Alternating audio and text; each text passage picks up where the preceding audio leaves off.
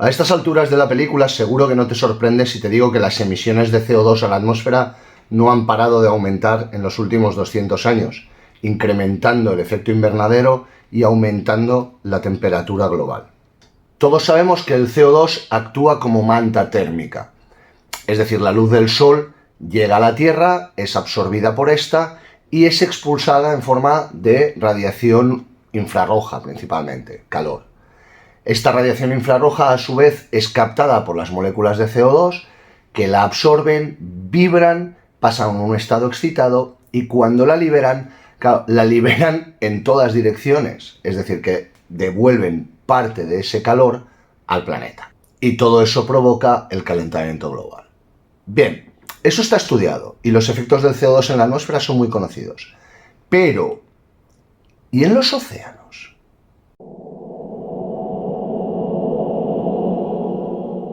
Los océanos cubren el 70% de la superficie terrestre. Se produce en ellos un efecto difusivo muy curioso. Sabemos que parte de la superficie del agua se evapora y pasa a la atmósfera. Lo que a lo mejor no sabemos tanto es que parte del oxígeno de la atmósfera también pasa al agua, posibilitando la creación de ecosistemas. Pero claro, no solo pasa el oxígeno. Todos los gases que forman parte de la atmósfera tienen las mismas posibilidades de entrar dentro del agua, incluido el CO2. Así que parte de ese CO2 atmosférico va a ser absorbido por el agua. Y eso es bueno, ¿no? Dirás, oye, pues tío, menos CO2 en la atmósfera, menos calentamiento global, alegría para los pollos. Sí, pero no. El problema es que cuando aumentamos el CO2 atmosférico, más y más y más CO2 va siendo absorbido por el agua y al entrar en contacto con ella se forma una reacción química la mar de simpática en la que el agua y el CO2 acaban formando ácido carbónico. Y este ácido carbónico se descompone en el ion hidrógeno y en el ion carbonato.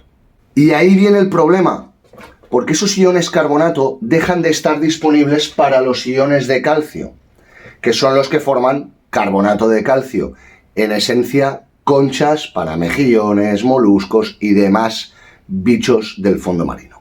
Así que resumiendo mucho, el aumento del CO2 en la atmósfera está produciendo la desaparición de todos esos moluscos. Pues mala suerte dirás, ¿no? Hombre, sí, para ellos seguro, pero para nosotros también, porque resulta que todos esos organismos están en la base de la cadena trófica. Por lo tanto, cuantos menos de estos hay, menos biomasa disponible y a la larga eso se mata. Pero el problema no termina aquí, ojalá. Resulta que la otra parte de la reacción, el H+, que se libera, acidifica el medio, es decir, disminuye el pH. Y eso es un problemón para todos los seres vivos que están acostumbrados a pHs cerca del 8. A medida que el pH va disminuyendo, sus reacciones metabólicas se van viendo afectadas y se disminuye la base de la cadena trófica, afectando evidentemente a los que están arriba, es decir, nosotros. Y a todo este amor que se está produciendo en los océanos le tenemos que sumar el efecto en los afloramientos, que ya es para cagarse. Te explico. Resulta que el agua tiene una capacidad de solubilidad respecto a los gases, es decir, hay un máximo de gases que se puede permitir disolver en el agua. Y ese máximo varía en función de la temperatura. Cuanto más caliente está el agua, menos gases se pueden generar. Lo cual, pues bueno, limita hasta cierto punto la cantidad de CO2 que se puede tener en el agua superficial. Y entonces tú pensarás, coño, pues perfecto, cuanto más caliente está el agua, menos cantidad de CO2 puede absorber, porque es menos soluble, por lo tanto, menos acidificación y hemos salvado el día. Ya, por una parte, si eso es verdad, significa que el CO2 se queda arriba produciendo calentamiento. Vamos mal también. Y por la otra, hay que tener en cuenta que los océanos están muy fríos.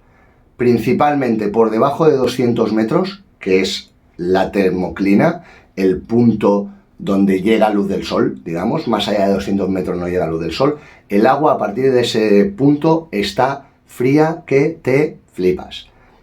Alrededor de 3 grados centígrados en todo el océano. Y claro, ese agua fría, pues por lo normal va por abajo y no molesta. Y tiene un alto contenido de CO2. Es principalmente más ácida que la de superficie. Pero claro, hay momentos y lugares donde ese agua sube para arriba, lo que se llaman afloramientos. Un afloramiento no es más que un punto geográfico donde esas aguas del fondo, ricas en CO2 y muy ricas en nutrientes, ascienden hacia la superficie, normalmente porque chocan con una masa continental y se van para arriba. Y claro, ahí se produce lo que se conoce como afloramiento de biodiversidad. ¿Por qué? Pues porque resulta que todos esos nutrientes que arrastran desde el fondo son reabsorbidos por las plantas. Y evidentemente, cuantas más plantas hay, más pececitos, y cuanto más pececitos, más vida. Y resulta que esos puntos, África, la costa oeste de África, por ejemplo, es uno de ellos, son los mayores puntos de pesca del planeta. Y ahora viene la parte divertida. Si resulta que esas aguas están liberando grandes cantidades de CO2 que se juntan con el CO2 que tenemos en superficie, blanco y en botella, oiga, el pH de las zonas de afloramiento está disminuyendo drásticamente. Y eso significa que los ecosistemas de esas zonas están empezando a disminuir también. Y adivina quién se alimenta de todos esos ecosistemas.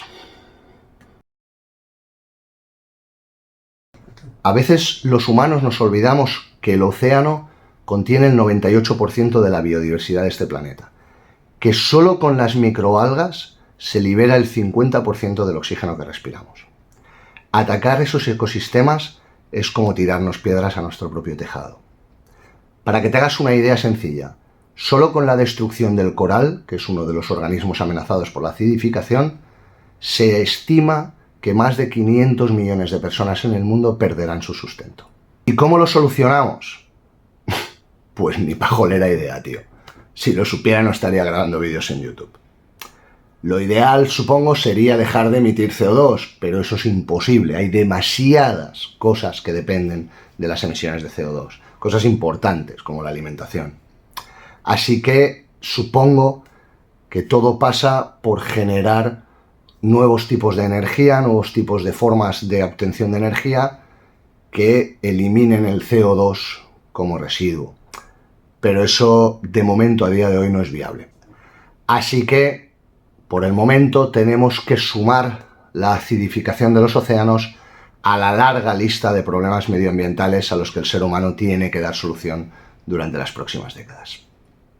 Y hasta aquí el vídeo de hoy, espero que te haya resultado útil. Dale like, comparte, suscríbete, ya sabes, si quieres más contenido de este tipo, me haces un favor enorme y nos vemos en el próximo vídeo. Gracias por tu tiempo, adiós.